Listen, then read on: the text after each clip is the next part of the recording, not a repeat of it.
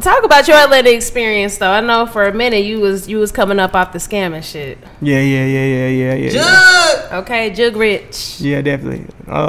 That's how I came up doing, and it's like that. It was like an era, like it was going crazy. You know, what's so crazy, like. Bro, like this gonna be a good interview because like people do not be touching on the Atlanta, like it was eras that people just skipped over, like that's facts. You know what I'm saying? Like big motherfuckers that like it was an era where we was in Linux getting iPhones. Like I seen like the Migos and like other artists, like we got rich off the iPhones. Like we really was doing that shit. You know what I'm saying? Like taking them from the store. Like sending people in the store to get the phone, and then you know. Okay. I get you. It was people. It was like if you could meet the right person, they'll cash you out for the phone. So that was like my everyday thing, like waking up, going to get iPhones, meeting the plug, cashing out. And that's why he got 5 iPhones in his bag. Say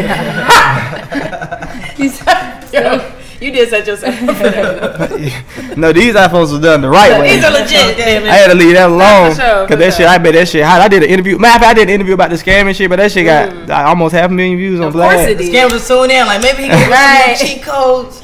Nah, that scamming shit get real deep. That shit get deep. That shit. But people skip over that era though. Like that was an era though. That shit was huge. That shit was big. Like even with the scam rappers now, like the ones that came out, like I ain't got nothing against no scam rappers, but like they really ain't talk about what's really going down because we was really out here. Like niggas was out this bitch.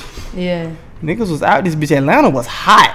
Yeah. Like you couldn't even go to an AT&T store in Atlanta and they give you more than one phone at one time. Even if it was real, it was a point in time in Atlanta where they were telling you no. Let me tell you. What? I just went to an AT&T store and they didn't even have an iPhone to show me because it was stolen. Yeah, all of them be sold out. And somebody stole the iPhone.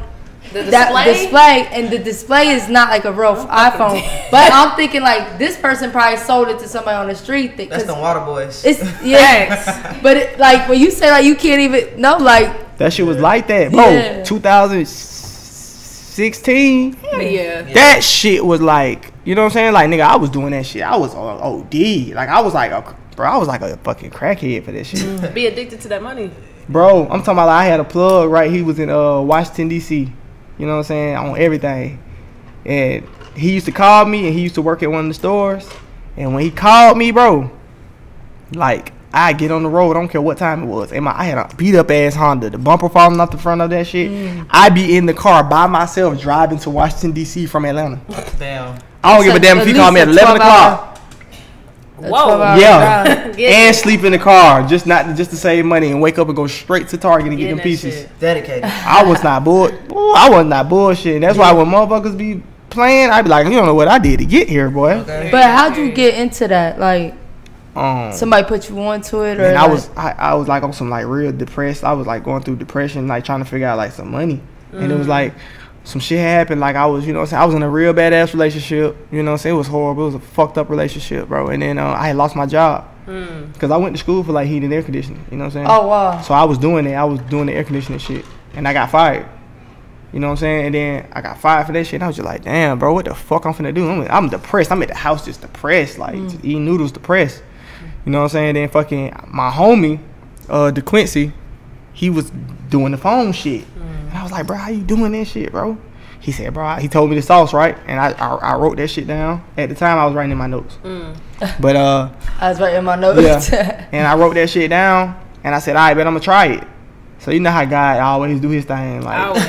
You know what I'm saying? I just woke up, I ain't got a little income tax check, probably like 1100. 1100, you know that. I'm like, okay, cool, 1100, okay, cool. I said, you know what? I'm gonna go get me an outfit. I'm gonna look nice, get me a haircut, and I'm gonna go scout. Oh, so did you say God always do his thing by blessing you with that money to scam? Yeah. That's crazy. Cause all right, I feel you. Bless the scammer. Yeah, he blessing us. Okay. Lord blessing all the scam niggas. That's facts. So that's where the Jug Rich like movement. That's where that shit came from 100%. We was fucked up. We was fucked up. Like I'm talking about, we was fucked up. We was on my mama couch, all of us in my mama garage, deep as hell. You know what I'm saying? We had a studio in that motherfucker. And nigga, that income tax came.